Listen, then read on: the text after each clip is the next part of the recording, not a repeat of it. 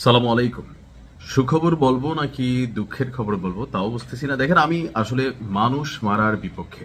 যে যুদ্ধ মানেই মানুষের জীবন যায়, প্রাণ যায়।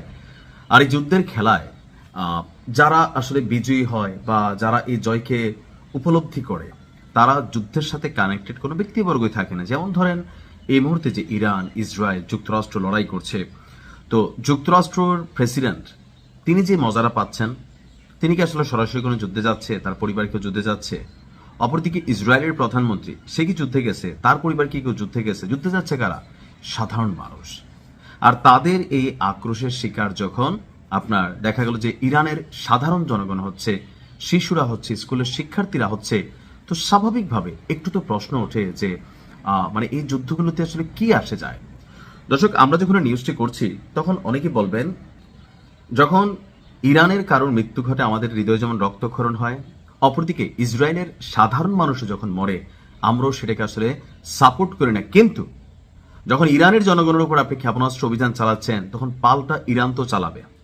সুখের খবর আমি এটাকে এইভাবে নিচ্ছি যে যুক্তরাষ্ট্র এবং ইসরায়েল যৌথভাবে যে হামলা চালিয়েছে, ইরানে হাজার হাজার মানুষ ওপারে চলে গেছে, শাহাদাত বরণ করেছে। বাট ইরান কি আসলে এদেরকে কাঁদাইতে পারে নাই? যুক্তরাষ্ট্রকে সামরিক দিক থেকে মার্কিন সামরিক ঘাঁটিগুলোকে টার্গেট করে অ্যাক্টিভিটিস চালালেও ইসরায়েলি কিন্তু সরাসরি মাঠের উপর কিন্তু অ্যাকশন চালাচ্ছে। আর বলা হচ্ছে যে এ পর্যন্ত ইসরায়েলের চালানো হামলায় প্রায় 2,000 মানুষ হাসপাতালে ভর্তি আছে, প্রাণ গেছে অনেক মানুষের। যদিও এই খবরগুলো খুব বেশি প্রকাশ করে না। আহতের খবরটি প্রকাশ করলেও নিহতের খবরটি নিয়ে ধামাচাপা দেয় ইসরায়েল।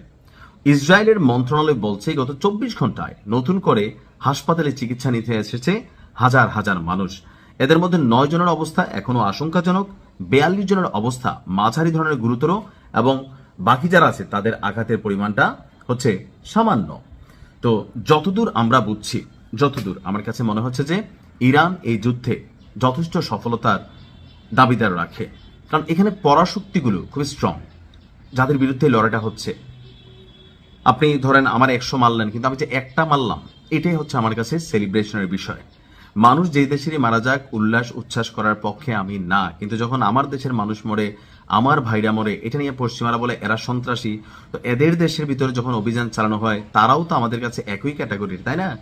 আমাদের কাছে কি মনে হয় যে না ভাই, আমারটা মরলে মানবতা নাই, তোমারটা মরলে মানবতা কেন আসবে? একটা দেশের সকল মানুষ খারাপ হয় না। তবে ইরান বলছে যে এই মৃত্যুর হার কমাতে হলে বা এই হামলা যদি ইসরায়েল এবং যুক্তরাষ্ট্র বন্ধ না করে, তাহলে ইরানও পিছু পা হবে না, তারা অভিযান চলমান রাখবে। এমনকি এতে যে কোনো পরিস্থিতি আসুক, তারা থামবে না। তবে এর মাঝখানে ডোনাল্ড ট্রাম্প একটু গুজব ছড়াচ্ছে, একটা ন্যারেটিভ তৈরির চেষ্টা চালাচ্ছে পশ্চিমা গণমাধ্যমগুলো, কি যে ইরান আত্মসমর্পণ করে ফেলতেছে, নতুন যারা ক্ষমতায় আসতে যাচ্ছে তারা ইরানের সাথে সেটেল দিয়ে ফেলতেছে, ট্রাম্পের কাছে অনুমতি নিচ্ছে, নানান ধরনের বক্তব্য। কিন্তু বাস্তবতা হচ্ছে ইরানের প্রেসিডেন্ট মাসুদ পেজেশকিয়ান বলেছেন যে ইরান আত্মসমর্পণ করবে না, খেলা হবে। ভালো থাকুন। আসসালামু আলাইকুম।